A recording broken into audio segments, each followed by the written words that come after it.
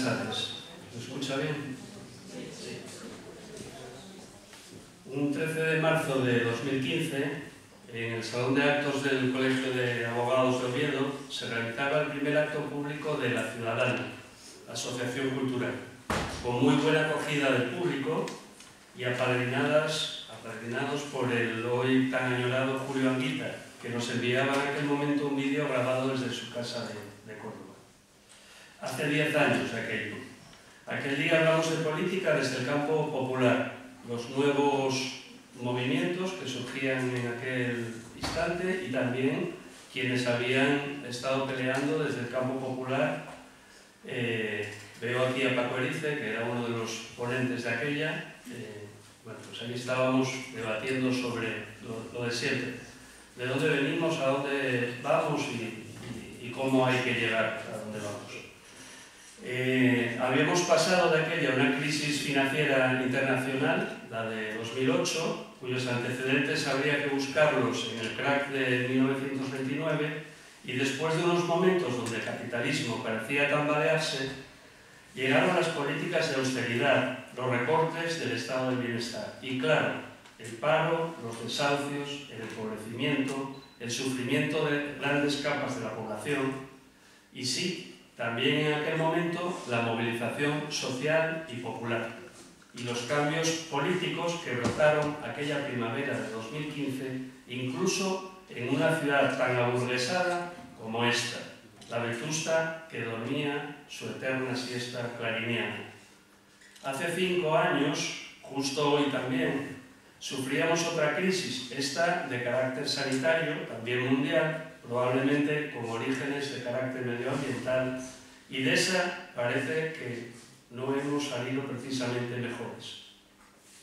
Hoy la extrema derecha compite con el extremo centro en una salida a la crisis, debatiéndose entre la paz trampiana, la paz de los cementerios, y el keynesianismo de guerra, en términos recientes de Yanis Varoufakis. Este acto de hoy alcanza la cifra de 231 actos rigurosamente contabilizados por el compañero de la directiva Pedro Parque. Esto quiere decir que hemos llegado a miles de personas, quizás decenas de miles en estos 10 años, empeñados en el noble propósito de comprender la realidad que nos rodea para poder transformarla. Cine, teatro, música, literatura, cómic, política, geopolítica, memoria histórica, hasta un premio de derechos humanos hemos inventado. Han pasado por La Ciudadana Asociación Cultural todo tipo de expresiones artísticas, políticas y culturales, con personas más o menos conocidas, algunas muy conocidas, todas ellas, incluyendo Loesa de los de hoy, expertas en los temas que había que tratar. Esa es una de las señas de identidad de nuestra asociación, la calidad de los actos que organizamos, la calidad de sus ponentes y participantes.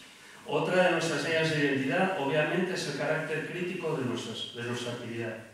Aunque hemos llenado los teatros principales de la ciudad, habitamos también con comodidad en el underground, como el Viejo Toco. De hecho, uno de nuestros lugares de confort es el Manglar. Alguna habrá ido despistado hasta allí, porque solemos hacer la mayoría de los actos allá, ubicado en la Calleja de la Ciega, ejemplo de infravivienda obrera del siglo XIX y principios del XX en nuestra ciudad. Y por último, la independencia financiera.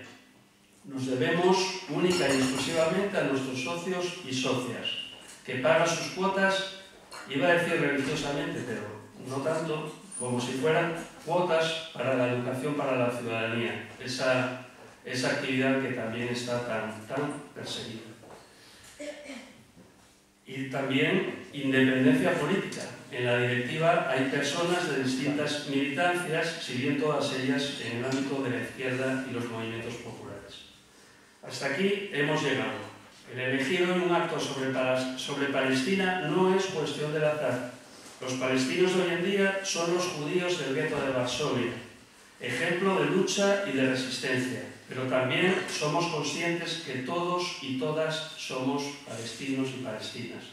La represión a la solidaridad con el pueblo palestino en Estados Unidos y también en Europa, en Alemania, Holanda o Francia, La falta de libertad de expresión en nuestras supuestas democracias occidentales debe ser una señal de alarma más.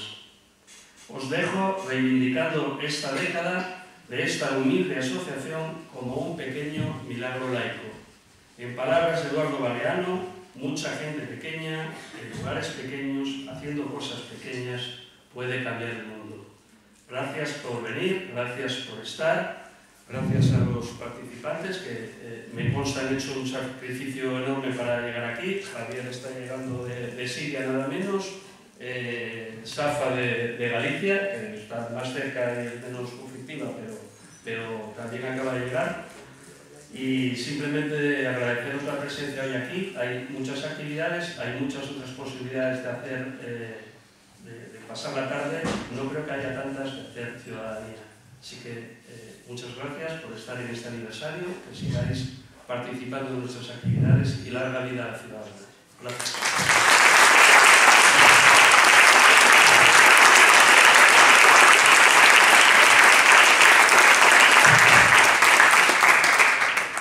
Bueno, buenas tardes.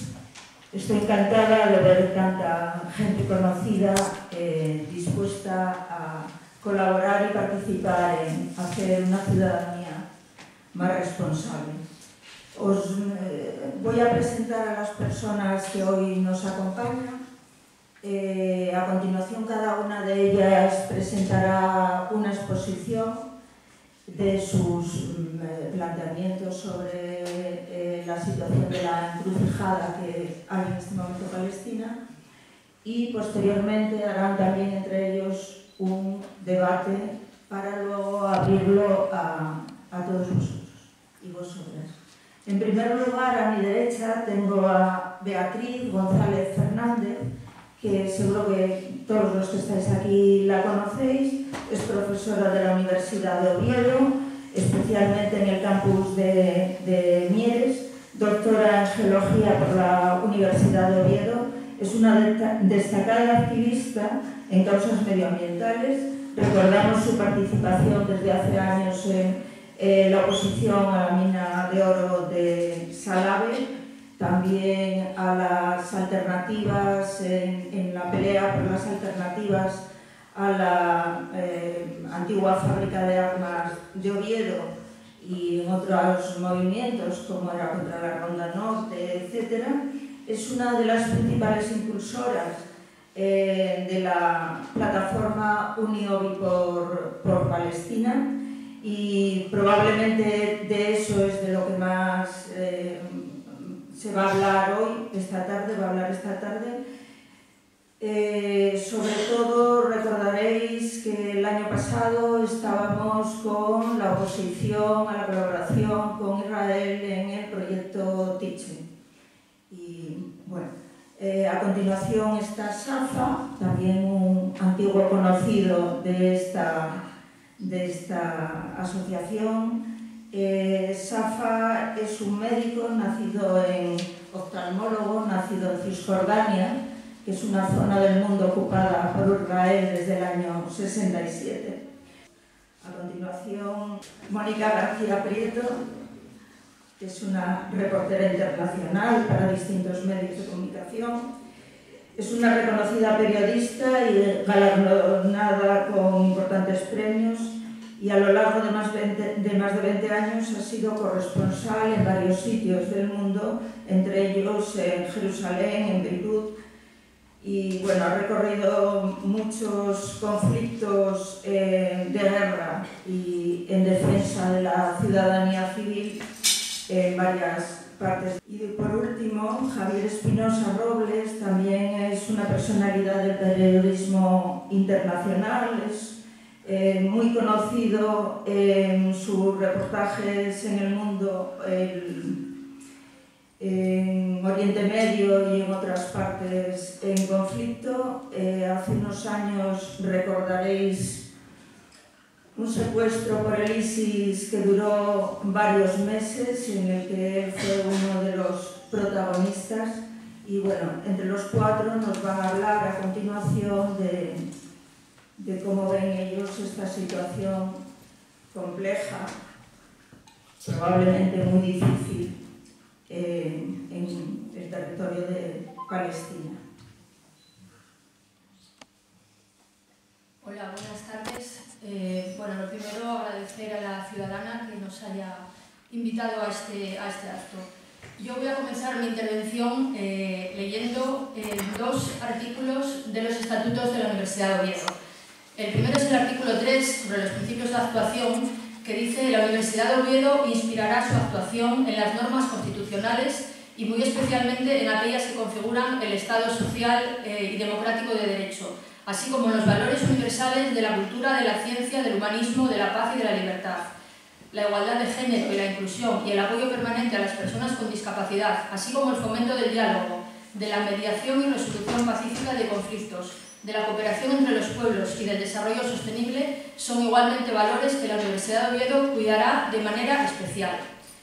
El artículo 138, sobre el carácter fundamental de la investigación y la transferencia del conocimiento, dice que la universidad no financiará ni participará en líneas de investigación relacionadas con fines médicos. Bueno, y digo esto, empiezo por aquí porque hace más o menos un año supimos a través de un medio, el medio digital Nortes, que un grupo de investigadores de la Universidad de Oviedo estaban participando en un proyecto de innovación y desarrollo tecnológico militar. En este proyecto participaba también una empresa israelí, la empresa israelí de armamento, la que tiene una empresa pública israelí de armamento, que es la que tiene mayor producción industrial, la que exporta mayor cantidad de armamento. Y ese proyecto, el proyecto TICHE es el acrónimo en inglés bueno, realmente el título sería Identificación de amenazas mediante vehículos colaborativos para el salvamento humano contra explosivos. O sea, en realidad es un proyecto para detectar minas, que podría parecer en principio algo positivo. En este proyecto participan, además de la Universidad de Oviedo, en España participan una empresa de Valladolid y una empresa madrileña. Y un aspecto que es importante reseñar de este proyecto es que, bueno, su página web ya decía que es un proyecto con niveles de difusión limitada. Es decir, si lo traducimos claramente, es un proyecto del que no podemos o no vamos a llegar a saber todo lo que hay detrás de ese proyecto, ¿no? Por lo tanto, eso ya es algo sospechoso, ¿no? Si fuera simplemente un proyecto para detectar minas con fines humanitarios, posiblemente esa coletilla no aparecería ahí. Entonces, como dije, bueno, el proyecto está financiado por el Fondo Europeo de Defensa, que es un fondo que se dedica a financiar actividades exclusivamente militares. Es un proyecto con más de cerca de 5 millones de euros y además el Fondo Europeo de Defensa tiene una normativa que consiste en que en ese fondo solo pueden ser beneficiarios países europeos. Entonces, ¿qué pasa? Que la empresa israelí realmente entró de una manera un poco, podríamos decir, fraudulenta, bueno, un poco totalmente fraudulento. ¿Por qué? Porque justamente un mes antes de tener esa subvención, la empresa que estaba inicialmente, era una empresa griega, Intracon Defense, fue comprada por la empresa israelí. De tal manera que Israel pasa a ser beneficiario de fondos europeos que en realidad tienen que estar destinados, su normativa dice que tienen que estar destinados solamente para países europeos. Bueno, pues esto realmente, este hecho fue un poco el que, de alguna manera, podemos decir que fue la chispa que hizo que diferentes personas que trabajamos en la universidad y que nos estábamos movilizando, pero de manera dispersa por Palestina, estábamos participando en diferentes actividades, pero no de manera unida como universidad, pues ahí decidimos que, bueno, que era el momento y bueno, pues nos unimos, formamos un colectivo, Unión por Palestina, que en principio un poco el objetivo primero que nos planteamos era el frenar, el hacer que la universidad dejara de participar en este proyecto. Todas las críticas que se plantearon hizo que la Universidad de Oviedo pues, comenzara a abrir una investigación y llevara este proyecto al Comité de Ética. Bueno, todo eso podemos decir que esto fue pues, en abril más o menos del año pasado. Podemos decir que la primera fase concluyó en julio de 2024, en julio pasado, en un consejo de gobierno en el que se iba a debatir sobre la continuidad o no de la universidad en este proyecto. La conclusión o el acuerdo que se llegó pues fue, para Unión por Palestina fue un pequeño fracaso, porque lo que se decidió en ese consejo de gobierno fue la continuidad de la universidad en ese proyecto, porque se consideraba que no vulneraba estatutos de la universidad. Que bueno, es un poco lo que dije, por eso leí al principio los estatutos, porque se ve claramente que es un proyecto militar con una empresa israelí de armamento. Es decir, que vulnera totalmente los estatutos de la universidad, los artículos que he leído. La universidad consideró, el equipo rectoral y en general los miembros del Consejo de Gobierno, aunque realmente no hubo unanimidad, hay que decir que la votación estuvo ciertamente reñida, pero al final ganó la opción de mantenerse en el proyecto Kitche. Es cierto que, bueno, quizás para lavar su conciencia añadieron una coletilla al final en la que decían que la universidad estará vigilante para que los resultados de ese proyecto no lleguen a la empresa israelí. Bueno, algo que es absurdo, que no se va a poder hacer de ninguna manera. Ante esto, a la vuelta del verano, porque esto fue el 26 de julio, este Consejo de Gobierno, a la vuelta del verano, desde Unió por Palestina, presentamos un recurso de reposición frente a este acuerdo, pero ese recurso de reposición fue de nuevo desestimado por el Consejo de Gobierno en diciembre, de nuevo de la universidad volvió a decirnos que no, y ahora mismo estamos en la fase de que hace justamente un mes presentamos un recurso contencioso administrativo contra esa decisión de la Universidad de Oviedo. Bueno, entonces, esto es un poco lo que podríamos decir a nivel de aquí de la universidad, muy resumidamente. Bueno, en todo este intervalo pues hubo mucha actividad, hemos hecho charlas, demás, estuvo la acampada de todas las estudiantes y estudiantes, y ahora quiero referirme también un poco a la universidad en general. Y decir que el genocidio que está viviendo el pueblo palestino no se manifiesta solamente en el exterminio sistemático de la población, sino que también en la destrucción sistemática de su cultura, de su memoria, de su historia y de su conocimiento científico e intelectual. Y para ello, pues, ¿qué han hecho? Pues han destruido las 12 universidades que había en Gaza, prácticamente el 90% o más de las escuelas también han sido destruidas. Se calcula que más de 90.000 estudiantes de la universidad han tenido que han tenido que suspender sus estudios, y todas las operaciones militares pues, han matado a más de 5.000 estudiantes, más de 200 maestros, profesores y profesoras. Es decir, que el genocidio está concentrado también en la parte, podríamos decir, de la cultura y del conocimiento en la sociedad palestina. Y esto tiene un nombre que es escolasticidio. El escolasticidio se define como la destrucción deliberada de los espacios educativos que transmiten conocimientos, que transmiten recuerdos y valores esenciales para la población, y que son precisamente las escuelas, las universidades y los museos.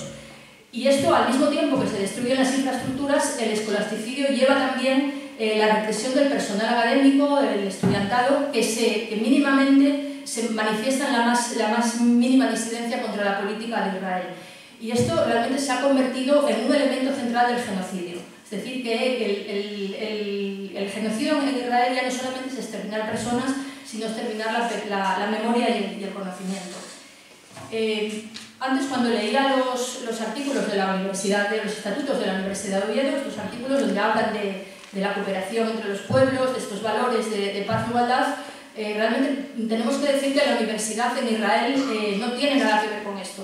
Realmente, y esto nos lo dice una profesora israelí, Maya Win, que nos dice que las universidades de Israel se han convertido en centros de investigación militar, propaganda y represión. De tal manera que dice que, por ejemplo, los estudios, todos los grados que se preparan, las disciplinas académicas, la infraestructura de los campus, los laboratorios, están al servicio de la ocupación y del apartheid israelíes.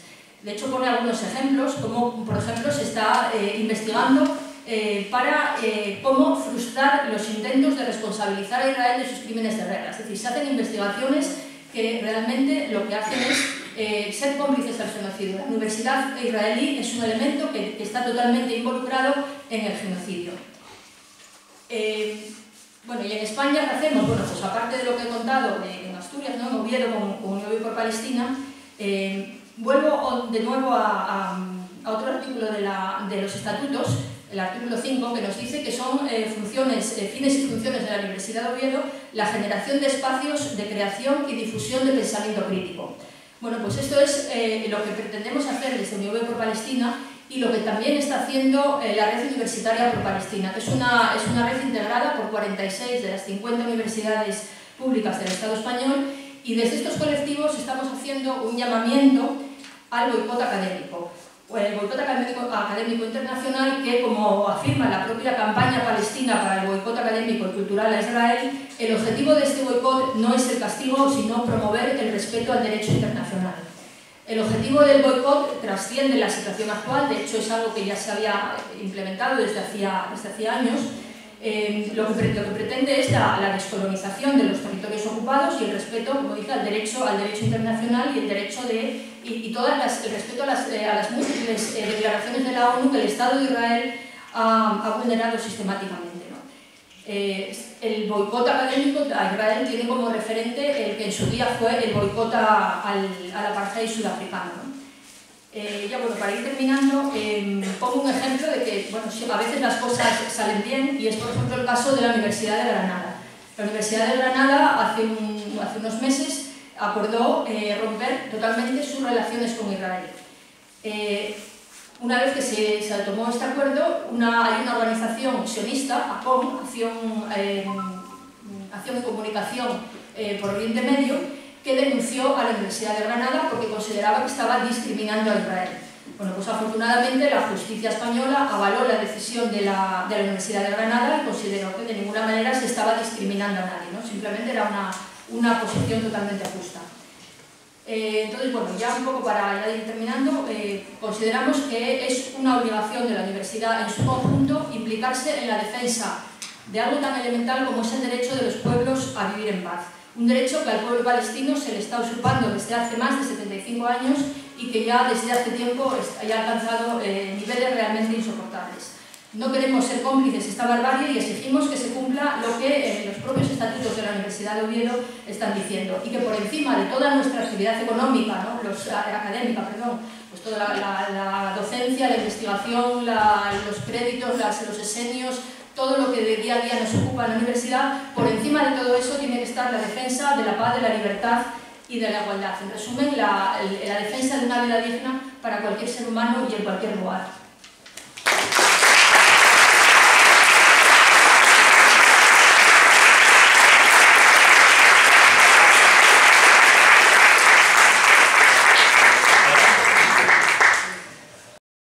Buenas tardes a todos y gracias por invitarme a esta conferencia y por vuestro interés por Palestina. Toda mi carrera nunca he asistido a ninguna crisis de la gravedad de lo que estamos viendo ahora, y de hecho es una crisis que no solamente afecta a Palestina, afecta al sistema jurídico internacional. Está haciendo tambalear los valores en los que hemos construido todo nuestro Estado de Derecho. Las consecuencias van a ser indescriptibles, es decir, la impunidad va a ser rampante a partir de ahora. Es mucho más grave que solo Palestina. Pero sí que me gustaría centrarme en lo que está ocurriendo hoy en día, y muy en especial en el hecho de si debemos calificar o no de genocidio lo que está ocurriendo en Palestina. Porque desde hace meses defiendo que no solo debemos hacerlo, sino que tenemos la responsabilidad de hacerlo. Yo, al menos como periodista, los periodistas sabéis que nos dedicamos a describir delitos.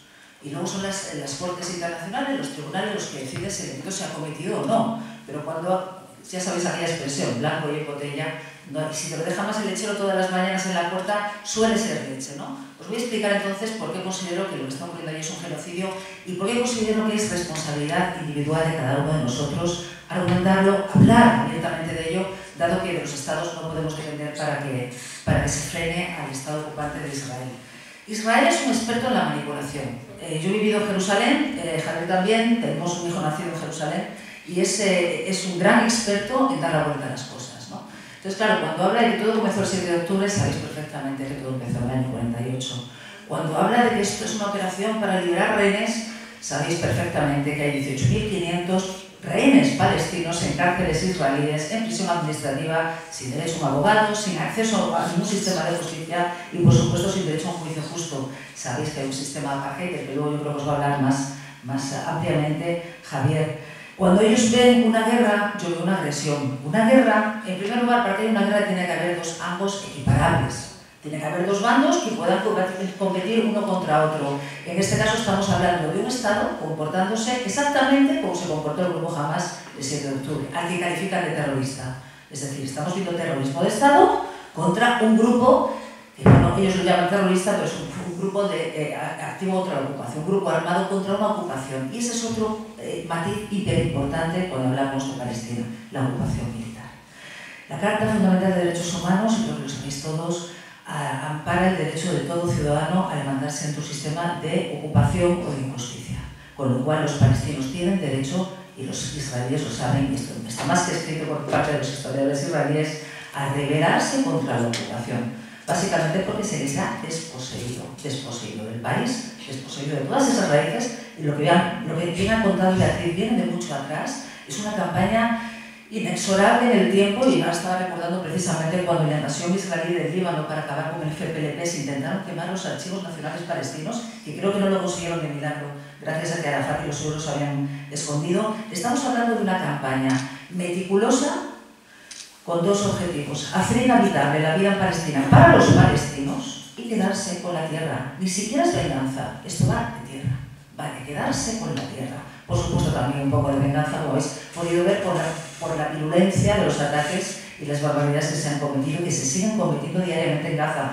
Cada día, y eso es otro matiz que me gustaría incidir, están muriendo 8, 10, 15 palestinos en Gaza. Hoy en día, donde no caen las bombas. Y no os hablo de muertos por frío, que todos los días hay, muertos por hipotermia, muertos por hambre. Se está utilizando el hambre como arma de guerra. Es crimen, quiero decir, el derecho humanitario internacional del libro, pero es que el derecho humanitario internacional, podemos decir que Israel ha miccionado y sigue miccionando todos los días en ese texto. Es decir, las convenciones de Ginebra, que eran lo que regulaban todas las guerras.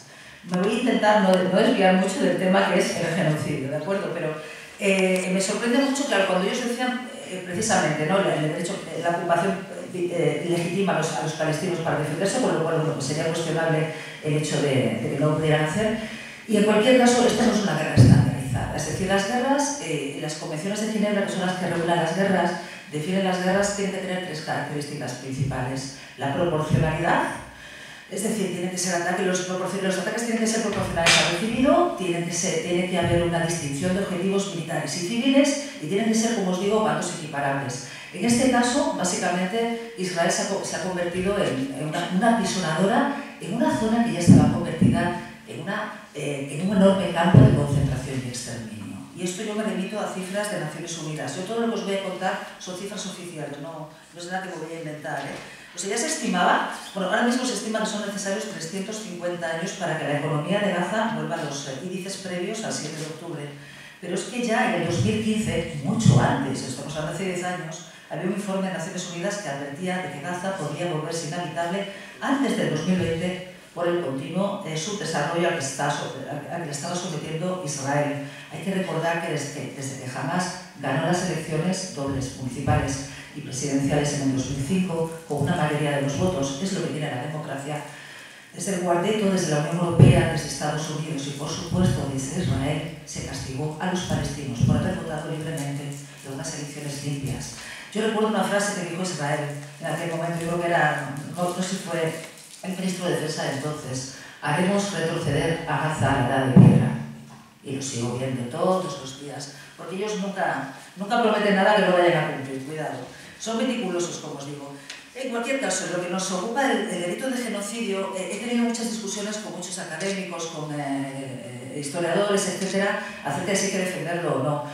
Yo creo que el mejor índice que hay que defenderlo es, en primer lugar, que el Tribunal Penal Internacional por supuesto, ha tramitado la acusación de potencial crimen de genocidio y la está investigando, y todos los relatores de Naciones Unidas están en el mismo sentido, Amnistía Internacional, Human Rights Watch, pero sobre todo que es que buena parte de los académicos israelíes hablan de genocidio, y todos, muchos de aquellos que defendieron al principio de la invasión que no se podía hablar de un genocidio, hoy en día dicen que la situación ha cambiado drásticamente.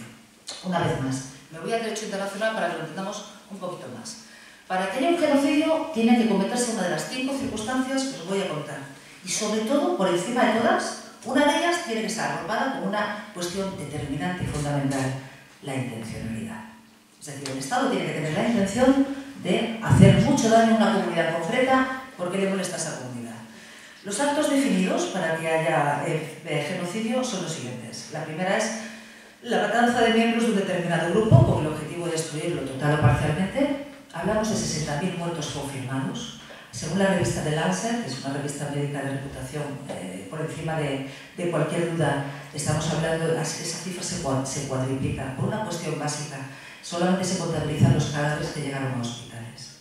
La mayor parte de los cadáveres están bajo los escombros. No se puede desescombrar, porque Israel además se ha garantizado que no se puede transitar por las carreteras. Ha destruido el 80% de las infraestructuras.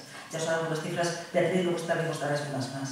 Es decir, la de las matanzas está fuera de toda duda. Hablamos de que los, creo que 4 o 5 primeros meses de ofensiva a Gaza, o de genocidio en Gaza, murieron más niños en Gaza que todos los niños que han muerto en Ucrania en los 3 años de invasión que llevamos. Porque es selectivo.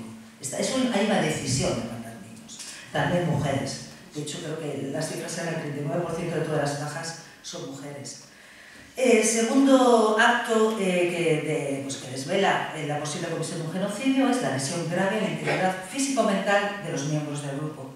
Esa conducta incluiría torturas, actos considerados inhumanos o degradantes, violaciones, violencia sexual y demás. Os podría dar muchos detalles, simplemente os diré que acaba de publicar Naciones Unidas, he visto esta mañana en la prensa, un informe donde ha investigado este punto y dice que sí se está cometiendo un genocidio. El tercer punto es sometimiento intencional del grupo en cuestión, en este caso de la comunidad palestina, a condiciones de existencia que conlleven su destrucción física total o parcial. En estos casos, el autor, de forma intencional, priva a los miembros del grupo de recursos indispensables para su supervivencia, como pueden ser alimentos o medicamentos, expulsándoles de sus hogares. Sabéis perfectamente cómo se está usando el hambre como arma de guerra. Hoy en día se sigue pidiendo el acceso a los compromisos humanitarios que había antes. Si antes del 7 de octubre entraban 1000 por día, ahora está entrando máximo de 100, 150 por día. Pero es que estamos hablando de que el 80% de la infraestructura del agua se ha sido destruida. Y he estado leyendo testimonios de los palestinos que están intentando recuperarla. Las explosiones y las plantas potabilizadoras suelen ser múltiples y suelen ser de tal manera que sean irrecuperables. Hay que volver a hacerlas. Creo que eran 200 kilómetros, tengo la cifra aquí exactamente, de tuberías también han sido destruidas. Es decir, se ha acabado con la infraestructura del agua. Hay que recordar que está no solamente atacado los tanques de agua, que eso lo llevan haciendo los ocupantes desde el principio de la ocupación, pero esto ha sido metódico, sino que es que está prohibido, por lo menos en Cisjordania, me imagino que en Gaza también, en teoría, recoger el agua de lluvia. Y esto es una ley israelí que yo he podido ver. Es decir, bueno, en este caso creo que no nos cabe ninguna duda. La cuarta condición, en la que yo tuve ciertas dudas, al principio, ya no las tengo, reza así: medidas destinadas a impedir nacimientos en el seno del grupo. El hecho de que se hayan atacado, creo que de los 28 hospitales, 22 han sido destruidos, implica que las mujeres no pueden dar a luz en situación de normalidad. No solamente eso, la jurista Francesca Albanese escribió un informe que las condiciones en vida ponían en riesgo 50.000 embarazadas y a 20.000 recién nacidos, y que los abortos espontáneos aumentaron en los 5 primeros meses de genocidio un 300%. Se da luz sin anestesia, se ha dado luz entre escombros, literalmente, y bajo las bombas. Pero hubo un detalle que a mí me convenció de que esto constituía, que también era una de la intencionalidad israelí a la hora de cometer genocidio, que fue el ataque de diciembre del año 2023, cuando un proyectil israelí impactó contra la clínica de fertilidad más grande de Gaza, destruyendo 4.000 embriones y más de 1.000 muestras de esperma y óvulos no fertilizados. Todas las vidas, decía la directora del centro, 5.000 vidas se han llevado en una sola explosión. Pues bien, hoy el mismo informe de Naciones Unidas me confirmó que esto también constituye genocidio y que lo van a incluir en la causa. Y el quinto punto, claro, lo único que no me cuadraba, ¿no? Porque no estaba ocurriendo, eso sí lo veíamos en Ucrania, es el traslado por la fuerza de niños del grupo a otro grupo. En este caso, las conductas se aplicarían a menores de 18 años. No ha habido caso de transferencia, se pretende transferir a toda la población, lo cual es bastante peor. Y además parece que ya tienen el respaldo del presidente norteamericano, del nuevo presidente norteamericano, con lo cual pues es bastante posible que lo consigan. Pero como os digo, aquí la clave de todo es la intencionalidad. Si todo esto ocurre, pero no parece que haya intencionalidad, pues esto no constituye genocidio, sino crímenes de guerra y de lesa humanidad, que ya es suficiente. O sea, tampoco nos hace falta que tengamos un genocidio. Con todo lo demás ya debería pasar toda su vida en prisión. Pues bien, la intencionalidad, quiero decir, eso sí, pasamos el pequeño detalle de que los soldados israelíes se graban a sí mismos destruyendo universidades, destruyendo mezquitas de 1000 años, destruyendo clínicas de fertilidad, bombardeando hospitales, etcétera, etcétera. Voy a recuperar solamente algunas de las citas de los líderes israelíes para que podamos decidir si es, eso lo va a decir un juez, por supuesto, de hecho un grupo de jueces, en el Tribunal Penal de la Haya, pero para que nosotros podamos tener una idea de hasta qué punto hay intencionalidad o no. El presidente Isaac Herzog, 7 de octubre del año 2023, la nación entera es responsable, Israel romperá la columna vertebral de Israel. Herzog también es autor de la siguiente frase: hay 2 millones de nazis en Gaza, incluidos los niños. Benjamín Netanyahu, como sabéis, se refirió a los palestinos como Amalek. Amalek es una figura bíblica en la Torá y básicamente es el mal, es un poco la figura del diablo. También se refirió a ellos como monstruos. Él, de hecho, utilizó un pasaje bíblico, es un momento supremacista mesiánico muy interesante el que tiene Netanyahu, en el que, bueno, pues, el pasaje bíblico en el que Dios ordena a Saúl: ahora ve y golpea a Amalek y destruye por completo todo lo que tienen y no los perdones. Matad tanto a los hombres como a las mujeres, niños y lactantes, a los bueyes y a las ovejas, camellos y asnos. Solamente un pequeño detalle, porque a mí esto me afecta mucho: el 70% de la superficie cultivable de Palestina ha sido destruida, o bien por bulldozers, o bien por las, creo que eran 40.000 toneladas de bombas que han sido lanzadas en un territorio, como sabéis, de 365 kilómetros cuadrados. Pero es que sigue, antiguo ministro de Defensa, porque ya lo he echado ya, y otro, Joab Galant, se refirió a los palestinos como animales humanos y anunció que Gaza nunca volverá a ser como fue, no lleva siendo mucho tiempo. El portavoz de las fuerzas israelíes, también recientemente destituido, Daniel Hagari, dijo que la intención de Israel era causar el daño máximo. Otro portavoz admitió que al final Gaza se convertiría en una ciudad de tiendas de campaña. Es relativamente real, porque de hecho creo que ha sido tengo otras cifras aquí, el 92% de las viviendas han sido destruidas en 15 meses.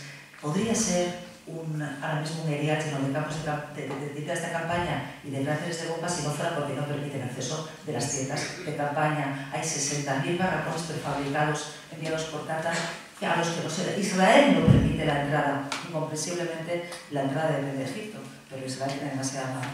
Un par de datos más. El ministro de Agricultura, Avi Dicher, se refirió a la agresión, y esto lo sigue definiendo hoy en día, como la Nakba de Gaza. De hecho, es la nueva Nakba de Gaza.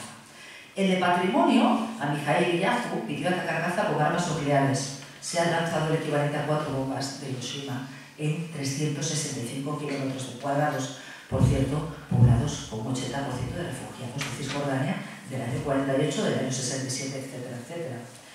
El diputado del Likud, Radical Gottlieb, escribió en sus redes sociales: derriben edificios, bombardeen sin distinción, aplanen Gaza, sin piedad. Esta vez no hay lugar para misericordia. Y os puedo dar muchísimos más datos. La deshumanización y la criminalización, lo más preocupante es que la hemos, de cierta manera, la estamos adoptando en Occidente, no la estamos creyendo. Es difícil encontrar noticias y las noticias manipulan el lenguaje. No podemos hablar del Ministerio de Salud de Hamas. Es el Ministerio de Salud de Gaza. Y Hamas, por cierto, ha dado la asistencia a los palestinos en Gaza que no da Israel, cuando, como potencia ocupante, tiene la responsabilidad, según la legislación internacional, de garantizar educación, seguridad, sanidad y todo lo imprescindible para la vida de los palestinos.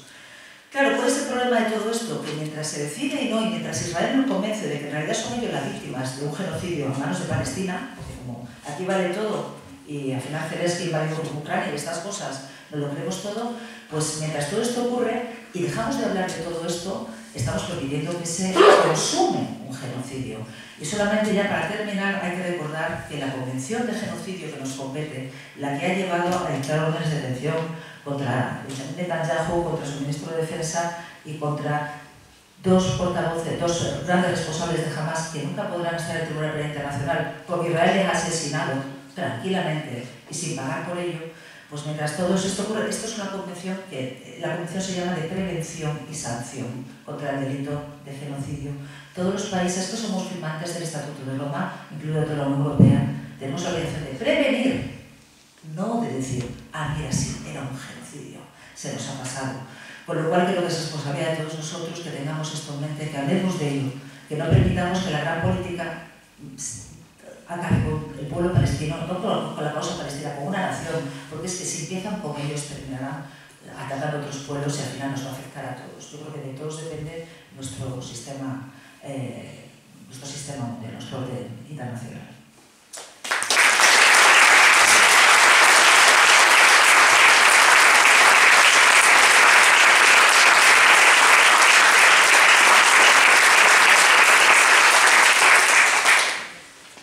Bueno, yo os quería hablar de la experiencia que yo tuve tanto en Sudáfrica. Yo viví el final del apartheid en Sudáfrica, lo cubrí allí en 1994, ¿no? Y después me destinaron a Jerusalén en el año 2002, cuando la segunda intifada. Y en cuanto llegué, yo y otro corresponsal que había estado en Sudáfrica, que es Chris McCreal, de The Guardian, éramos amigos y habíamos coincidido en Sudáfrica y empezamos a compartir la misma inquietud. Cuando empezamos a viajar por Cisjordania, empezamos a ver signos que ya habíamos visto en Sudáfrica, cosas que ya habíamos visto. Por ejemplo, cuando íbamos a la ciudad de la que es la familia de Safa, a Nablus, o a Calquilia, o a cualquier de esas ciudades, veíamos una serie de muros, de vallas de metal, de canalizaciones de metal para que entrasen por ahí la gente como si fuesen vacas. Yo me acuerdo de Calquilia, la primera vez que yo llegué a Calquilia, yo vi aquello que era como unas verjas de metal con alambre de espino y unos rulos de metal, y dije, pues esto es para la vaca. Y dice, no, por ahí vas tú, porque había que entrar por el mismo sitio, evidentemente, y por ahí entraba todo el mundo. Y dije, pero si esto lo hemos visto en Sudáfrica, si esto eran los batustanes de Sudáfrica. Y entonces empezamos cada vez a estudiar más ese asunto y a percatarnos de que desde hacía mucho tiempo Israel había establecido un sistema legal que dividía completamente la vida de la población palestina, de los nativos, que llamaban allí también en Sudáfrica los nativos, y la población colonial, o sea, los settlers que enviaban allí, que son los colonos, que son una minoría, porque la mayoría de Cisjordania son palestinos, y que vivían en un sistema totalmente al margen del que vivían los palestinos. Era un sistema legal, no ya... Existe el sistema físico, o sea, el sistema físico de carreteras separadas, de ciudades separadas, o las ciudades, las colonias judías, tú no entras en las ciudades palestinas, tú vas por tus propias carreteras y no los ves. Es más, yo me acuerdo de esas colonias que estaban al lado de Jerusalén, que para no ver a los palestinos levantaban muros de cemento y pintaban paisajes, pintaban playas y no sé qué, de tal manera que tú nunca veías que detrás había palestino, veías una playa ahí pintada. Todo este sistema físico de separación, apartheid significa en idioma holandés creo que es división, ¿no? El sistema sudafricano, que fue un entramado de leyes que se desarrolló durante mucho tiempo, al final eran 100 o 200 leyes diferentes, lo copió Israel y lo estableció en Cisjordania poco a poco. ¿Por qué? Porque Israel mantuvo una relación privilegiada con Sudáfrica, casi simbiótica, en el sentido de que los dos se consideraban una colonia, porque Israel es un proyecto colonial. Si vais a Google y buscáis los artículos del New York Times, cómo se anunciaba el movimiento sionista para establecerse en Palestina, no hablaban de Israel, hablaban de un proyecto colonial. Dice, vamos a colonizar, se usaba esa palabra, vamos a colonizar Palestina. Porque en aquella época, estamos hablando del siglo XIX, la palabra colonial tenía una acepción positiva, porque se suponía que íbamos a educar a los negritos que no saben mucho, ¿no? Entonces, ellos se anunciaban así sin ningún reparo. Dicen, venga, vamos a ir a educar a esta gente que no tiene ni idea. Y entonces Sudáfrica tenía esa misma condición, porque también eran blancos colonialistas que llegaron ahí y se establecieron en África, y evidentemente se creó una afinidad, de tal manera que toda la industria armamentística en Sudáfrica se desarrolló gracias a la ayuda de Israel y viceversa. O sea, los diseños, la bomba atómica que tuvo Sudáfrica la ayudó a desarrollar Israel, y Israel recibió asistencia de Sudáfrica para su desarrollo nuclear también. Hasta el punto de que Sharon, que fue primer ministro, como todos sabéis, y después falleció, en un momento, hablando con un primer ministro de Italia, le dijo, no, si nosotros lo que queremos establecer es un sistema como sudafricano, de batustanes. Esto lo contó el primer ministro en una reunión con periodistas israelíes. Y los periodistas israelíes, claro, ¿cómo te va a decir Sharon que quería crear un sistema de apartheid? se lo habrá entendido usted mal, y el primer ministro le dijo a los periodistas israelíes, no, perdone, esas son las palabras literales de Sharon, queremos crear un sistema de Batustanes.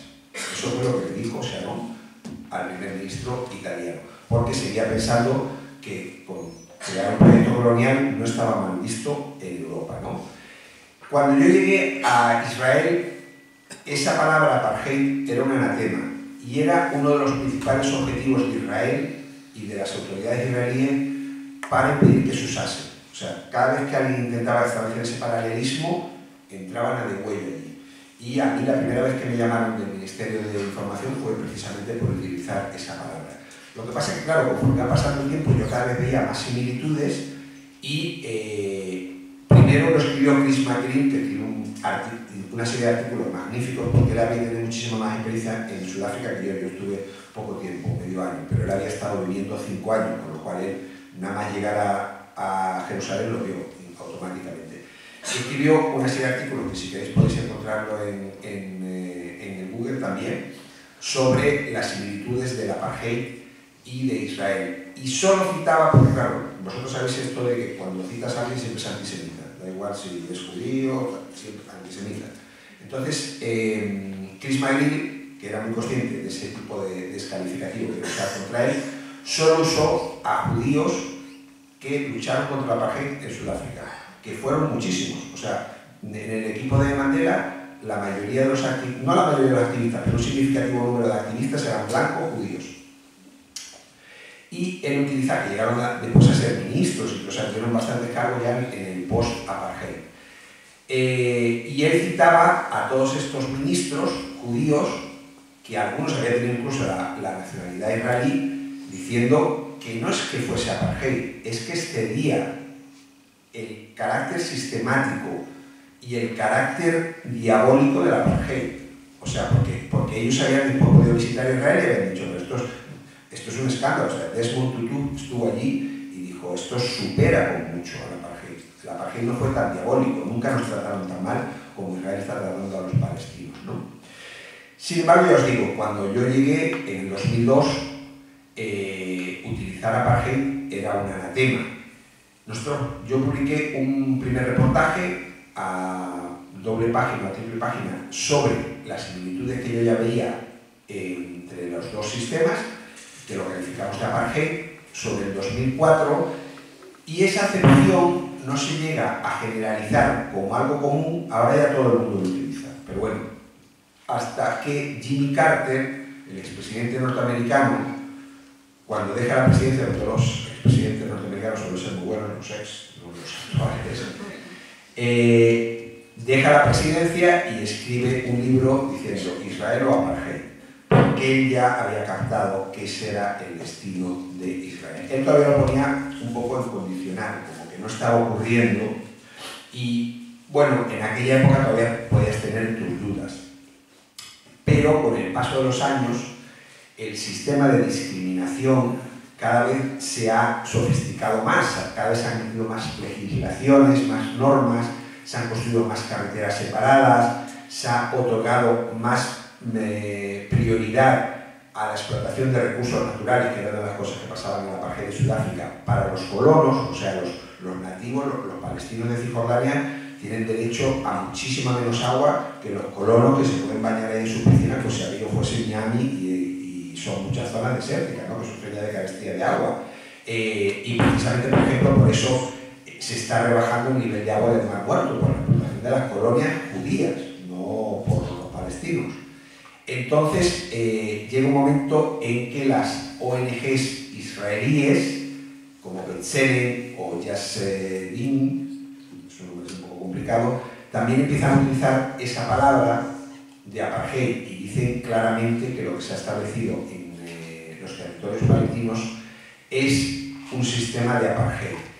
Finalmente, en el año 2024, el Tribunal Internacional de Justicia dice que Israel está violando el artículo 3 de la Convención Internacional que prohíbe la segregación racial y el apartheid.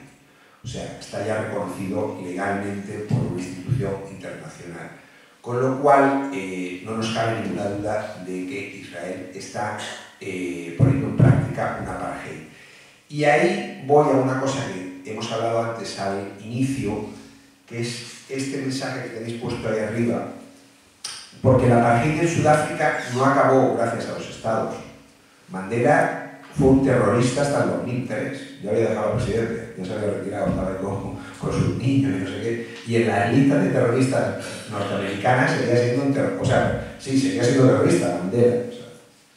Bueno, Reagan y Gran Bretaña defendió el apartheid hasta el final. El apartheid acabó en gran parte gracias al movimiento cívico internacional, a las iglesias protestantes, a las iglesias baptistas, que comenzaron a dejar de invertir en las industrias sudafricanas, a que la población internacional, que captó que aquello era un crimen inaceptable, empezase a boicotear todo culturalmente, como hemos dicho antes, las universidades, cultura, boicot cultural, deportivo y económico. Y no eran los estados se sumaron mucho después, sino la gente que dijo: yo no compro productos sudafricanos, yo no trabajo con sudafricanos, yo no visito Sudáfrica, yo no acepto que mi comunidad de vecinos tenga ninguna relación con una empresa sudafricana o con empresas que estén beneficiándose del apartheid, porque eso pasa mucho. O sea, no se trata solamente de empresas israelíes, sino de empresas internacionales que se benefician del apartheid. Airbnb promueve que haya pisos de alquiler en colonias. Las colonias son instituciones, es ocupación ilegal, reconocida internacionalmente. Pues esa compañía está ayudando a que se perpetúe el apartheid de Israel.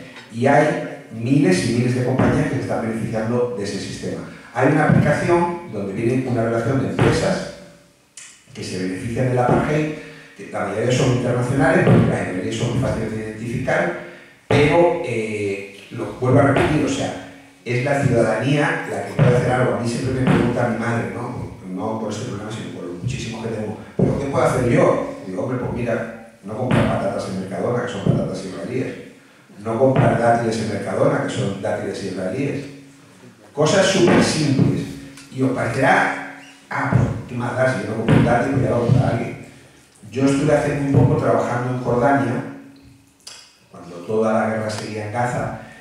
En Jordania, lo primero que hizo la Coca-Cola para abrirse el mercado allí fue meter unas neveras grandísimas de Coca-Cola. O sea, tenían la nevera Coca-Cola y después metían el producto que era su Coca-Cola, ¿no? Hasta que los jordanos aplicaron un boicot masivo a Coca-Cola y sacaron su propia Coca-Cola y sacaron sus propios productos alternativos a Coca-Cola.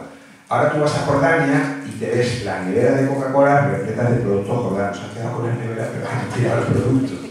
Y muchísimas de las empresas que trabajan con los que se benefician de la página, como Starbucks, ha tenido que cerrar un montón de tiendas en Jordania. Carrefour ha tenido que cerrar un montón de tiendas en Jordania, y ellos mismos han reconocido que se han visto perjudicados por el boicot en esas naciones. O sea que sí funciona porque eso les afecta al bolsillo.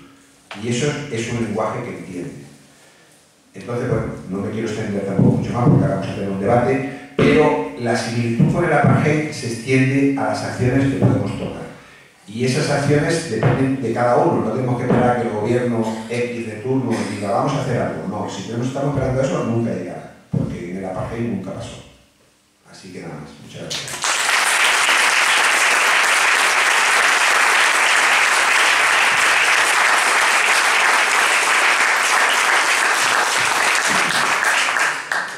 Hola, muy buenas tardes. Yo en primer lugar quería compartir con la sociedad, la ciudadana, ese día de aniversario y quería daros la enhorabuena. Y sinceramente la trayectoria de una sociedad como la vuestra, que ha mantenido durante los últimos 10 años, es un ejemplo de constancia, de compromiso y de solidaridad, y es lógico que conmemoramos o celebramos este aniversario precisamente hablando de Palestina, y no es la primera vez que hablé yo en vuestros foros. Dos, es un placer compartir esta mesa, y a vosotros y gracias por estar aquí. Yo voy a enumerar 13 cuestiones sobre las cuales voy a tener mi intervención. Una de ellas, hace poco tiempo en una emisora de la Radio de Galicia, después de una intervención, además es un amigo, un periodista amigo mío, me pregunta al final la última pregunta y me dice: Safa, ¿tú crees que condenas la operación de Hamas? Me pide a un palestino, y yo sé que no es una pregunta rara en todos los círculos mediáticos europeos a la mayoría de los representantes palestinos. Quizá la primera pregunta o la última: ¿condena usted la operación de Hamas? La segunda observación, en un colegio, en un instituto, que fui a una conferencia, después de hablar, me pregunta a un alumno y me dice: ¿consideras Hamas una organización terrorista? El segundo tema es que durante 471 días hemos sido testigos de un genocidio, como acaba de hablar mi compañera Mónica. 5 organizaciones internacionales, y lo citó, testifican y documentan lo que pasa en la Franja de Gaza es un genocidio. Pero nosotros hemos seguido contemplando día sí y otro día, durante todo un año y medio, cómo se asesina masivamente a una población civil. El tercero, si el genocidio no era suficiente, la declaración de Trump culmina eso con la declaración, la considero como una limpieza étnica. Sobre estos 3 temas voy a hablar. ¿Por qué sucede esto? Sucede porque yo he observado que en los últimos 150 años, que es la historia de nuestra lucha, muchos siguen mirándonos a nosotros, que somos un grupo tan violentos, que practicamos la violencia sin ninguna causa, sin ningún motivo. Nunca nos han considerado en los élites políticos como un movimiento de liberación nacional con el derecho que reivindica su derecho a la autodeterminación y a la libertad esencialmente. 2. El argumento más importante es que Israel, a pesar de todo su poder y toda su fuerza, no puede resistir su existencia, no puede mantenerse si no mantiene a los palestinos bajo una presión. Y que solamente su continuidad, avalada internacionalmente, manteniendo a los palestinos oprimidos. El tercero, que a lo largo del tiempo si hemos admitido que el sufrimiento de los palestinos es el efecto colateral aceptado con tal de garantizar la seguridad del Estado de Israel. Bien, la primera pregunta del periodista a mí me ha sorprendido, porque le comenté que a mí esta pregunta no es apropiada. No puedes pedir a un pueblo sitiado y censurar su capacidad a la resistencia. La Franja de Gaza lleva 15 años sitiada. En un momento lanza una operación que no era el título liberar Palestina. No querían liberar Palestina. Yo esta operación la comparé, como lo dije el otro día en la conferencia de Mieres, como aquellos centenares de judíos en Varsovia antes de la entrada del Ejército Rojo. Eran centenares pobremente armados. Salieron a desafiarse al ejército alemán. Sabían que van a morir. No creían que van a tener la libertad. ¿Pero por qué lo hicieron? Porque hasta querían morir dignamente. Es una batalla para conseguir una muerte digna. Si yo voy a morir, voy a elegir mi propia muerte. Y los palestinos sabían que la mayoría de los miembros que formaban el comando del 7 de octubre no tenían posibilidades de volver vivos, pero querían salvarse de la muerte en la Franja de Gaza. El segundo, hay una novela que conté el otro día sobre Carl Chessman, que el resultado de ella habla que es la maldición de la costumbre. Nos hemos acostumbrado cómo se ejecuta un genocidio contra una población civil. Nos hemos acostumbrado al sufrimiento de los palestinos. Nos hemos aceptado que sean el efecto colateral para garantizar la seguridad del Estado de Israel. Y este es un pensamiento de supremacistas, de derechos de unos superiores a otros. Por eso aquella frase que dice, el peor sufrimiento de la humanidad ha sido por aquella creencia equivocada que la vida de unos vale más que otros. Así surgió la esclavitud cuando el hombre blanco creía que es superior al hombre blanco, al hombre negro. Después, cuando algunas potencias se creían que son civilizados y superiores a otros pueblos, y así surgió el colonialismo. Y hoy quieren convencernos que la vida del israelí vale más que el palestino. Y que tenemos que admitir la condición impuesta sobre nuestro destino en los últimos años. Y que todos los palestinos son culpables por formar parte de un pueblo que reivindica su derecho. Lo de Trump, aparentemente esa locura, que ese pensamiento que dice uno, no cuaja. Pero no, nos sorprende su insolencia. Pero esta es la idea más arraigada en el movimiento sionista, que se creó su Estado en el territorio palestino. ¿Sobre qué se crearon? Crearon su Estado en Palestina pensando en practicar el genocidio y la limpieza étnica. Y él ha venido para culminar el genocidio con una limpieza étnica. No es una novedad, como dije, es el tesoro del movimiento sionista. Esto es lo que sí, que cuando uno lo escucha parece que estoy escuchando el discurso de hace un siglo. Que en estos días no puede escuchar esto. Mira, en el libro de Margaret Macmillan hay un pequeño diálogo entre el representante, París 1919, entre el representante francés y británico. Y el francés Clemenceau pregunta a George, el británico, dice, ¿de qué debemos hablar? El otro le dice, contesta el británico, de Mesopotamia y Palestina. Entonces le dice Clemenceau, dígame lo que quieres. Tan generoso, le va a ofrecer algo que no es suyo. Dígame lo que quieres. Y le dice, quiero el Mosul. El Mosul es una ciudad recién descubierto el petróleo en ella, que es iraquí. Y le dice, es tuya. Algo más. Dice, quiero Jerusalén. Esto pasó, creía que hace un siglo. Ahora viene este y me dice, yo voy a comprar la Franja de Gaza, pero alguien quiere vendértela. ¿Has visto a alguien te ha ofrecido que quiere vender y marcharse de la Franja de Gaza? Si hemos visto que la población vuelve a sus casas en ruinas. Nunca he visto tanta gente con una vinculación a una tierra como lo hemos visto en la Franja de Gaza.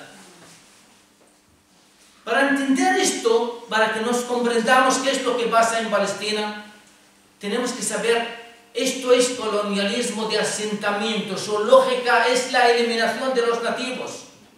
Y para que lo simplifico más, cuando hablamos del clásico, hablamos de la gente. Cuando hablamos del colonialismo, del asentamiento, hablamos de la tierra. El clásico habla de la gente cuando decían ellos, justificaban, vamos a civilizar a aquellos, la gente. En cambio Israel, ¿qué decía? Voy a cultivar la tierra y voy a florecer el desierto. No le importaba a los palestinos, porque para ella en su imaginario no existen. Y en el caso que existen, ella se encargará de deshacerse de ellos.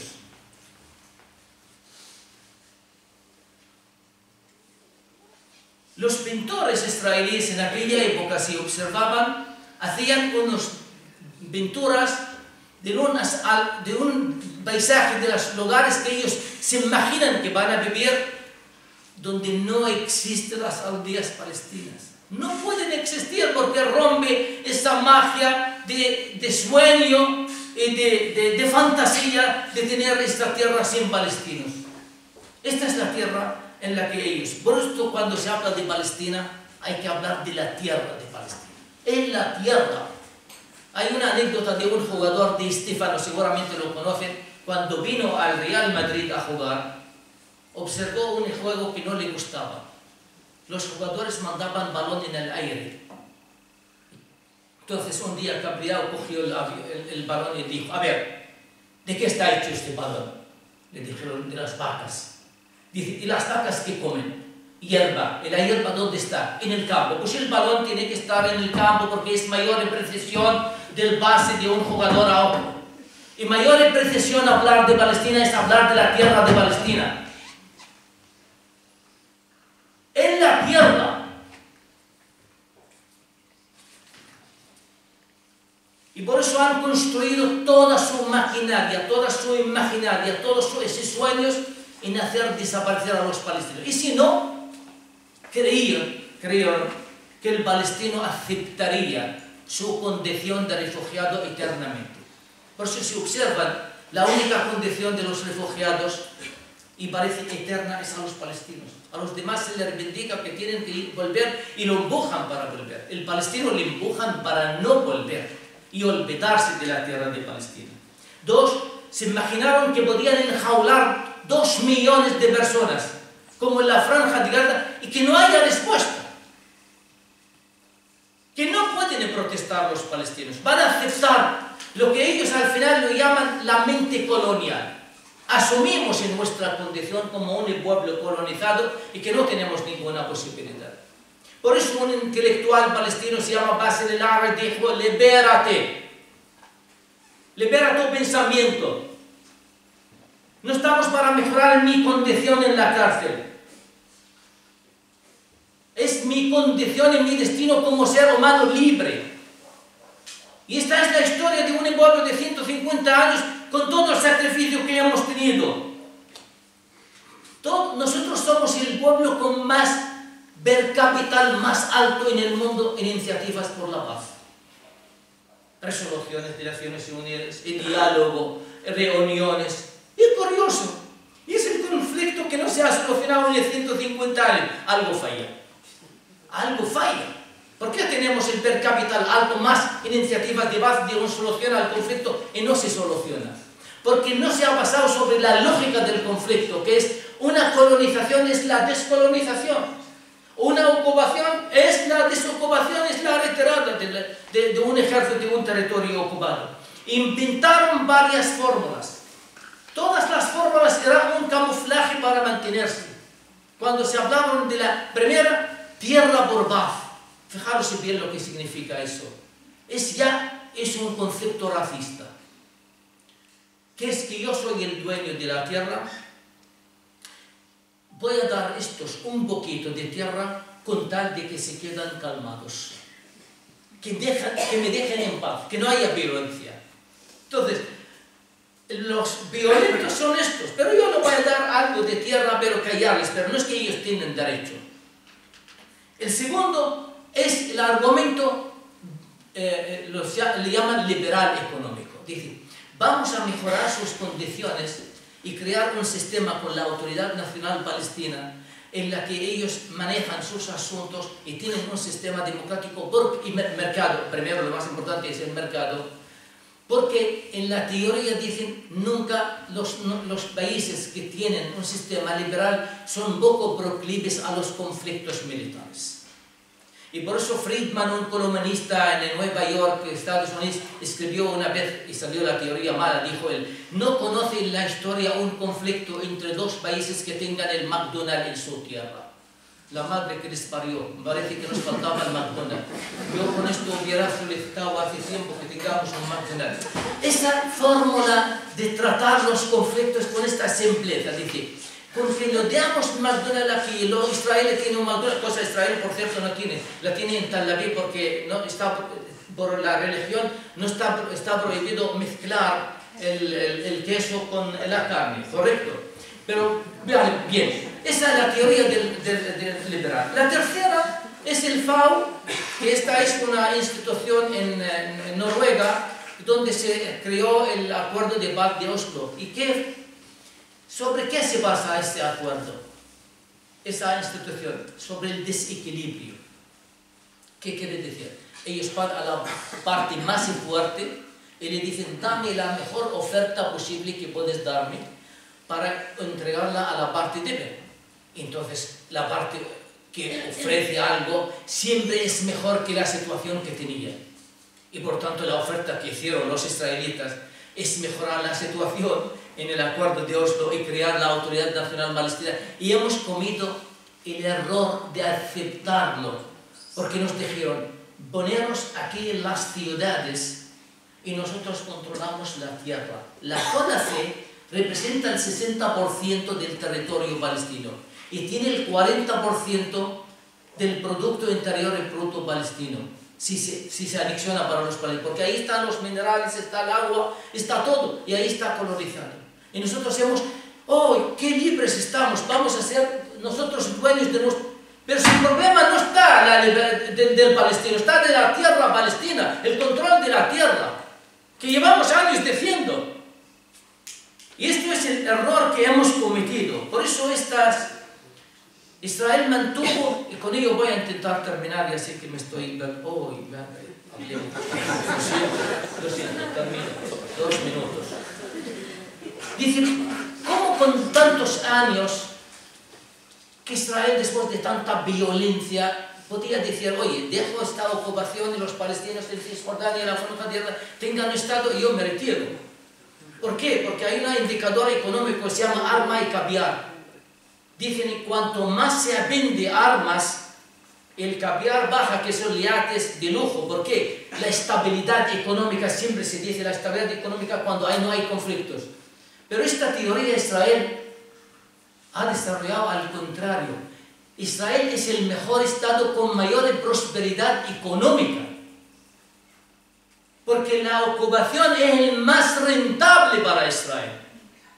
Aparte de lo que significa el territorio y la mano de obra, está la industria militar, que creó un sistema en que nos hemos convertido en un laboratorio de sus armas. Israel no invierte más en la tecnología de la seguridad. Hay que leer un libro de un israelí que se llama El Laboratorio.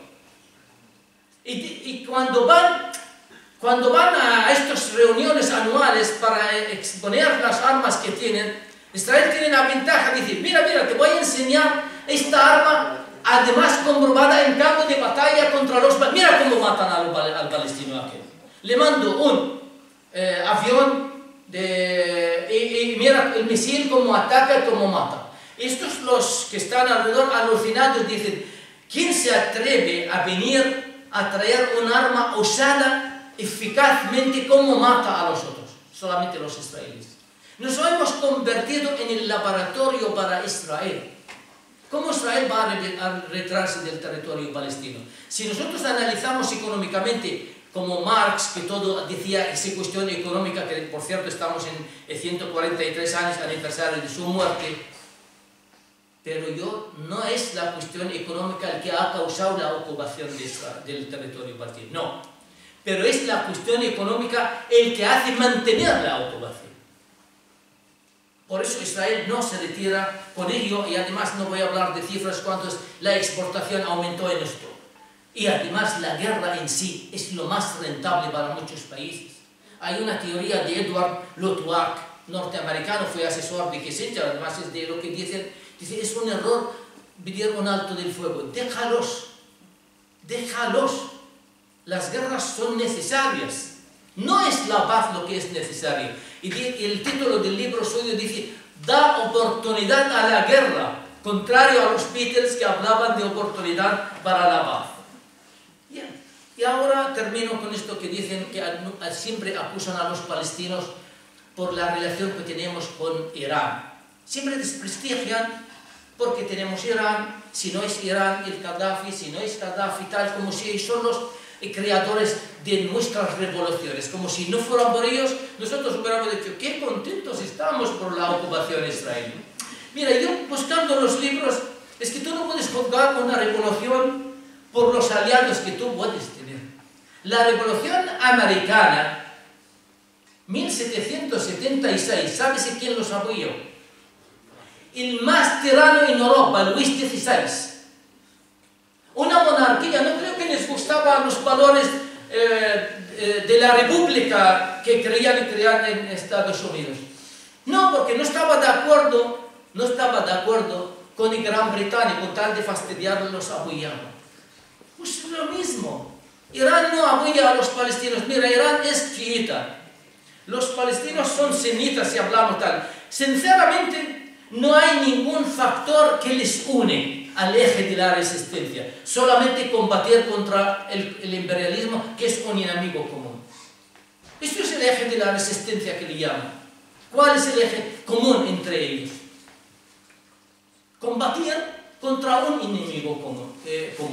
Y por tanto, y al final, ¿cómo vamos a contestar, como habló los compañeros, la respuesta? Yo soy partidario de esto, la lucha como el BDS y la palabra, la literatura, el discurso. Hay que mantener el discurso. No pueden ellos dominar el relato sobre una historia real. La literatura ha sido capaz de salvar la vida de aquellos en las 1001 noches. ¿Conocen el cuento de las 1001 noches? Que el relato siempre ha sido capaz de salvarse de un salvaje hombre. Después dicen que no hay violencia de género. Porque no imagino en la historia, una historia al revés, un hombre que está intentando contar todos los días un cuento a una mujer salvaje para salvar su vida. Es la hora de volver a tener un discurso sobre nuestros derechos, sobre nuestro relato. No hay superioridad. Estamos en la época de la libertad y tenemos que conseguirla. Tarde o temprano lo conseguiremos. Y yo viendo la franja de Gaza, sigo viendo la posibilidad, pese a la destrucción. Está destruida, totalmente destruida. Pero veo el amor que procesan estos palestinos a su tierra y su vinculación, y por eso tengo fe en la libertad de mi pueblo. Muchas gracias.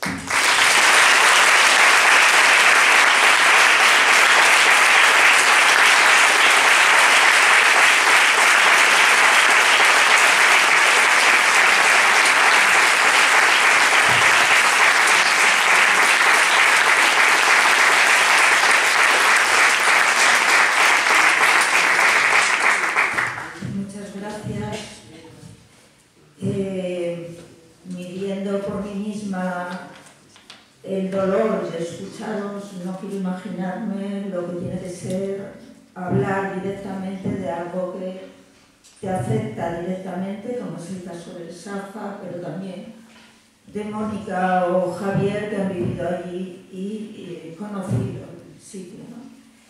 Nos queda muy poco tiempo, tenemos que estar en la calle a las 8 y queríamos también que participarais la gente del público. Yo ahora a vosotros cuatro os quería pedir el esfuerzo de hacer un diálogo entre vosotros y también, después de escucharos a vosotros, que venimos de la noche anterior viendo un tremendo reportaje donde lo que antes decía Mónica, que hemos normalizado la deshumanización, pues es cierto. Yo me gustaría que nos contaran si es posible encontrar una salida a todo esto que tenga que ver con algo que es lo más humano, que es la ética, los valores dentro de la ética, y fundamentalmente dos valores. Uno es la justicia, no solo la legalidad, sino la justicia, y el otro es la autodeterminación. En ese sentido, pues bueno, tiene que ver con lo que dice ahora Safa, de que la tierra es donde está representado la autodeterminación del pueblo palestino. Era eso lo que os pedía. Si estáis viendo salidas más o menos cercanas en el tiempo. Pero bueno, debatir sobre lo que queráis. Hombre, salidas, quiero decir, hoy en día, tal como está la situación internacional y con Trump arropando a Netanyahu, además es que quiero decir, hay un problema básico, y él siquiera se esconde. Hubo una temporada en que todavía eran gestos más ambiguos. Hoy en día es la impunidad absoluta, la necedad, la impunidad, la ignorancia y la mentira más arrogante. Recordemos que una vez ya estaba emitida la orden de arresto que nunca se ha cumplido contra el primer ministro Raleigh, que acaba de visitar un día, creo que ha sido, ¿no? en un momento también fantástico para la historia. Este hombre también estuvo en Naciones Unidas cuando ya había una orden de detención contra él, donde exhibió un mapa del Gran Oriente Próximo según Israel. Según Israel, no solamente desaparece Palestina, pues totalmente desaparece los altos de Golán, desaparece parte de todo el Líbano, desaparece parte de Siria, desaparece parte de Irak, de todo Irak. Es decir, él está reconfigurando la región, aprovechando la impunidad y aprovechando algo que calificó Javier San Pedro, José Luis San Pedro, hace muchos años, con una de las frases más redondas que ha habido acerca de Israel, ¿no? Israel es un país rentista del Holocausto.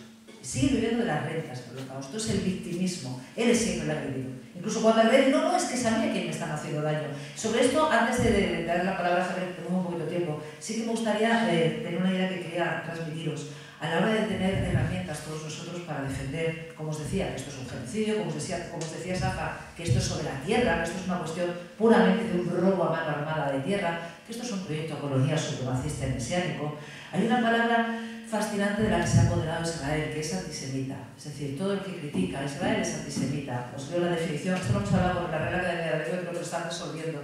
La definición de semita, según la Real Academia de la Lengua, es una persona que pertenece a alguno de los pueblos que integran la familia formada por árabes, hebreos y otros.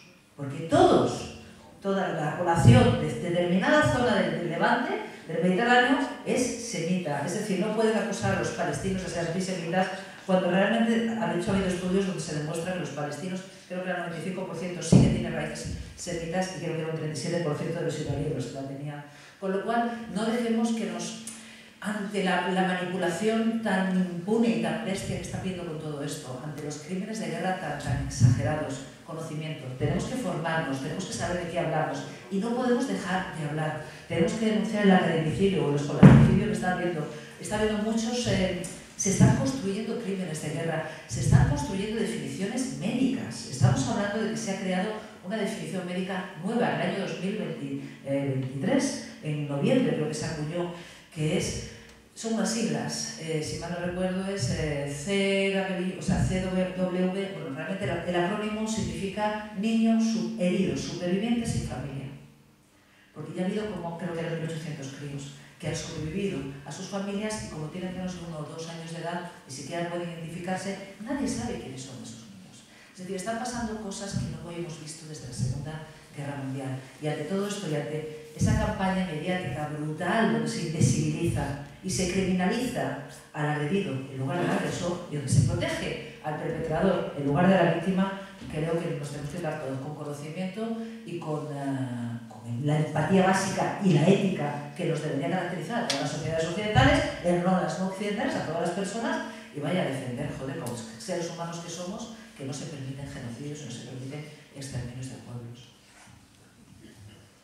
Bueno, yo no soy optimista porque llevo mucho tiempo trabajando en periodismo, entonces desgraciadamente he visto que el ser humano no es un ser bueno, aunque algunos defiendan que no hay solución ahora mismo, hay mucho odio, pero se ha hecho una cosa muy interesante. Es verdad que tiene el récord mundial de propuestas de plan, o sea, de propuestas de paz que nunca han llegado a ningún lugar, salvo una. Solo hay una propuesta que nunca se ha puesto en práctica ni nunca se ha defendido, que es un Estado democrático de ciudadanos, en donde ser palestino, ser judío o ser esquimal sea relevante. O sea, tú tienes tu religión, tú tienes tu etnia, eso lo guardas en tu casa y es un hombre, un voto. Eso lo defendía Edward Said. Y yo recuerdo perfectamente, cuando yo vivía allí, una reunión con el Ministerio de Información de Israel, que suele llevar a periodistas de aquí de España para venderles la moto suya. Yo por aquel entonces todavía me llevaba ahí porque acababa de llegar, no me habían captado ahí. Entonces me invitaron a mí como si fuese el experto y empezaron a hablar de Edward Said y el señor del Ministerio de Información, en aquella época, estamos hablando del 2002 o 2003, o sea, jamás era el diablo, pero el tipo dijo, Edward Said es más peligroso que jamás, porque Edward Said defiende un Estado unilateral para todos. Y yo dije, pero que eso no es lo que defendemos en Europa. Y ahí se montó un Kirigai que no vea, porque claro, yo dije, pero sí, eso es lo que en Europa tenemos que defender, un Estado de ciudadanos, para que no importa, lo que sea, ni siquiera la religión de usted, así. Entonces, ese proyecto es inviable actualmente, evidentemente, porque con el odio que hay ahora mismo no se puede, pero debería ser el único único proyecto que deberían de apoyar los estados europeos que defienden esos principios. El principio de la ciudadanía, no de la etnia o de la religión. Y después hay otro punto al respecto, que yo en eso tenía alguna también... Es cierto que es un proyecto colonial que se estableció encima de los palestinos, porque ahí había un pueblo, diga lo que diga sus proceres, pero ya está creado. Entonces, el proyecto ese maximalista de intentar echar que todos los israelíes vuelvan a sus países de origen, eso crearía, o sea, seguiría el conflicto durante décadas y décadas y décadas, porque ahora mismo la mayoría de la población de Israel ya ha nacido en Israel. O sea, la mayoría de la población judía ya ha nacido en Israel. Y ahí vuelvo al ejemplo de Sudáfrica y al ejemplo de Mandela, que a mí me habría encantado ser sudafricano para poder votar por Mandela, ¿no? Y es que Mandela tenía todo el derecho, porque pasó 27 años en la cárcel, porque vio cómo expropiaban sus tierras, porque vio cómo humillaban a su pueblo, como vio que lo machacaban durante siglos, no durante años o décadas, siglos. Y tenía todo el derecho a haber salido de la cárcel y conseguir el poder y haber dicho, ustedes señores se van todos de aquí. Pero él sabía que eso llevaba a la guerra civil. Y dijo, mejor hacemos un Estado democrático, todo ciudadano, un hombre, un voto. Y a mí me da igual si usted es negro o blanco.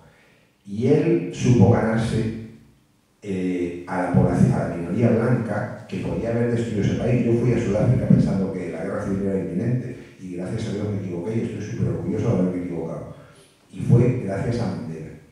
Lo que pasa que en el lado israelí no hay un de Klerk, que era el líder blanco, que comprendió también que tenían que ceder la primacía del poder. Pero ese también es un elemento que nunca se ha experimentado, ¿no? Sobre todo el Estado democrático. Nadie lo ha experimentado, nadie lo defiende, salvo una minoría. Ahora ya es bastante más pujante, sobre todo entre la población palestina, ¿no? Porque el concepto de los estados es inviable y no funciona nunca, porque nunca quisieron que funcionasen los israelíes. Entre los israelíes hay muy poco que defina ese concepto, porque la mayoría son sionistas.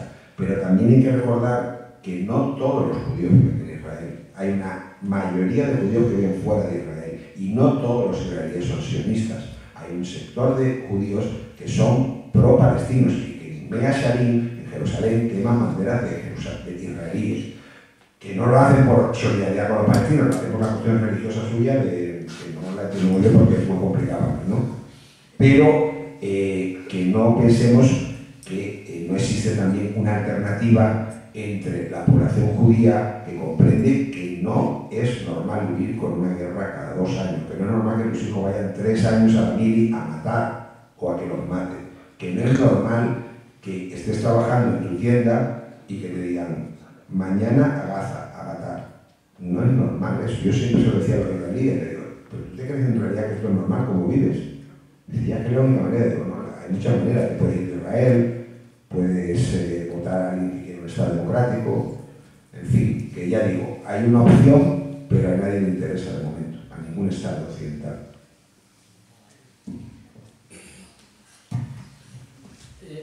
Añado que el Estado democrático formaba parte de la Constitución de la OLB, hasta que Estados Unidos nos obligó a quitarlo.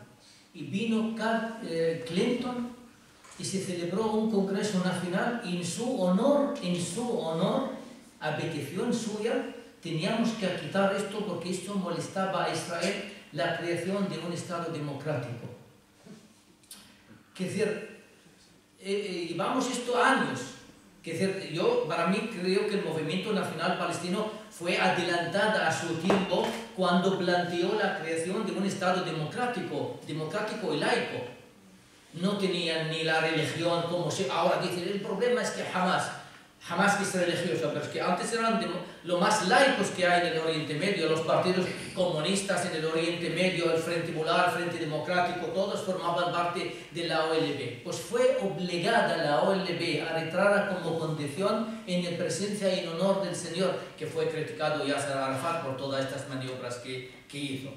Es decir, es el único Estado, por cierto, que no concede la ciudadanía y la nacionalidad en Israel. No sé si eso es el único. No hay una nacionalidad israelí. Hay una anécdota de un español Trotsky, que había marchado de España durante la Guerra Civil, es catalán. Y cuando estaba en Europa, escuchó los kibbutz en Israel y dijo, esto es una maravilla, yo quiero ir ahí. Y fue, y justo durante la guerra.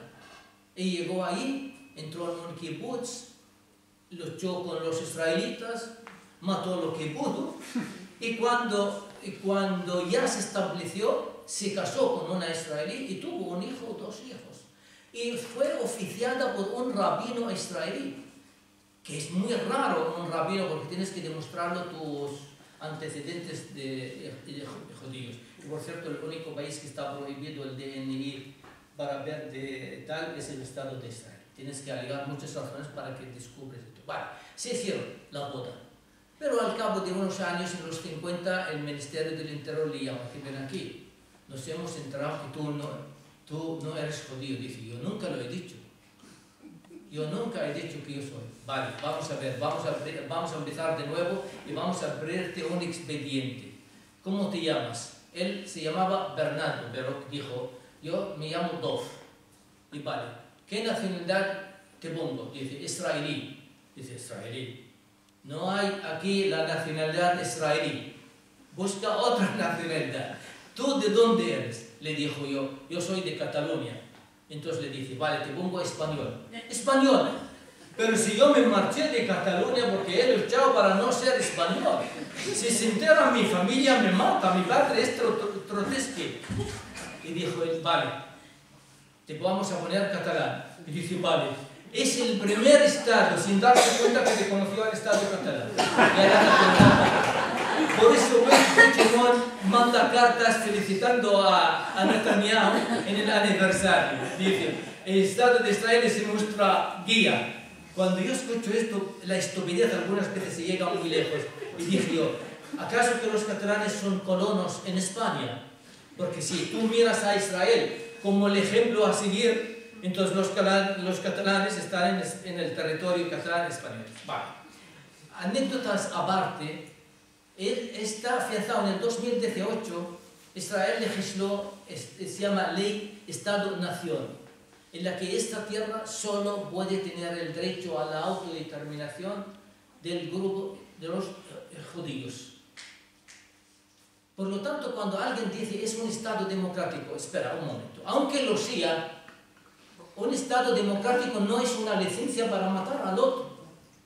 Nos han colonizado toda la vida los estados democráticos y no por esto se les exime su delito. Pero aún así digo, Israel no es un estado democrático porque tiene 2 legislaciones. Una legislación para el ciudadano de religión judío y una legislación de administración militar del ciudadano palestino. 2 sistemas. No existe un sistema democrático con 2 sistemas que distinguen entre un ciudadano y otro. Por eso Shlomo Sant, que yo comparto con él el sueño, dijo, a mí me gustaría que el palestino en Palestina sea tratado como el judío en París o en Madrid. ¿Se imaginan que se trata a los judíos en España o en Francia de lo mismo que están tratando a los palestinos? Están intentando descubrir antisemitismo, el antisemitismo clásico que veíamos, es desaparecido, es marginal. Es marginal. Ahora el antisemitismo son los que ellos condenan porque ellos no están a favor del Estado de Israel. Se han invertido las cosas.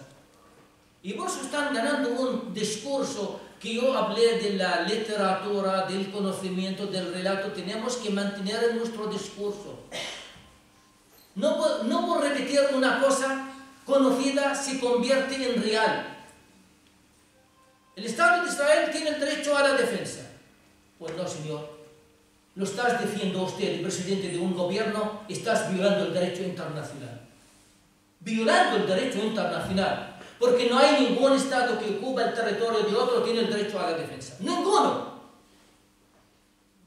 Y además, si es poca cosa, hay una sentencia en el 2004 del Tribunal de la Justicia Internacional a petición de los palestinos les hemos siempre contado, por favor, Israel está construyendo el muro en el territorio palestino. Israel fue y alegó, los palestinos nos están atacando con operaciones suicidas y por eso ponemos el muro para protegernos. La sentencia clara, no, una potencia ocupante no tiene derecho a la defensa. En tal caso, es el derecho a la resistencia del pueblo oprimido. No podemos perder ese discurso.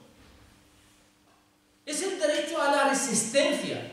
Se oculta nuestro derecho a la resistencia. Se magnifica uno. Siguen los españoles celebrando el 2 de mayo. Parece como la resistencia es para unos.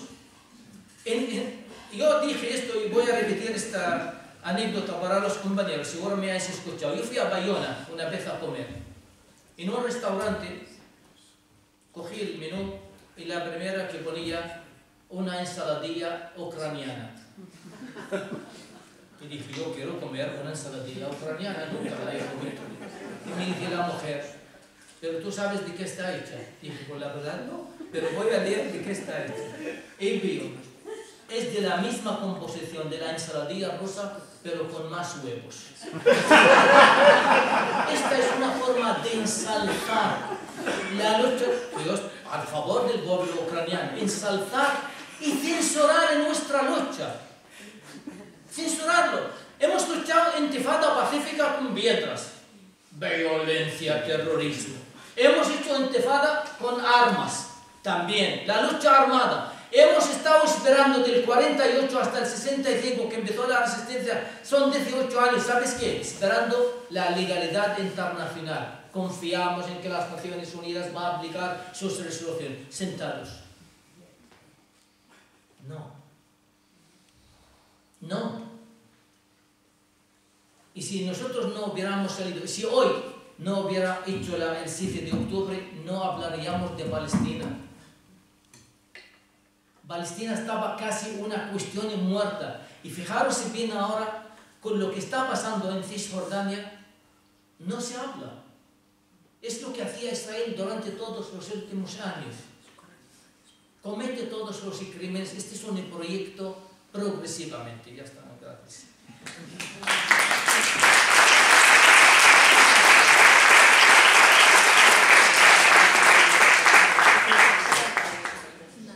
Simplemente por decir, yo creo que cuando hablas de futuro, yo creo que el futuro está en la capacidad de resistencia del pueblo palestino. Yo creo que es por una parte, por su parte, la capacidad que tienen y luego por nuestra parte si conseguimos llevar a cabo el boicot internacional. Hace poco salían, cuando empezó la gente a retornar a Gaza, veíamos a gente que en las casas totalmente destruidas volvían y no querían marchar, querían quedarse ahí, preferían incluso morir a volver a marchar de Gaza, ¿no? Y a estos días me llegaba también un vídeo en el que se veía a un niño en Gaza, creo que era en Gaza, no sé si creo que era en Cisjordania, que estaba intentando construir una pequeña turbina eólica para poder suministrar de electricidad a su familia. Yo creo que esas cosas, no sé, a mí por lo menos me dan esperanza. Vale. Si os parece ahora, en 10 minutos que quedan, ni siquiera. O sea, no queda tiempo para que intervengan. Vale, solo recordaros que aparte de entre lo que podemos hacer, esto está encendido, entre lo que podemos hacer, que ya nos decía, no sé si Javier o Mónica, no comprar patatas en Mercadona. Vale, cuando vayáis a la farmacia por genéricos, no compréis de laboratorio legal. Y mirar esa aplicación que os decía, porque seguro que hay más cosas que podemos hacer. Y nada, que viva la resistencia. Que viva la resistencia.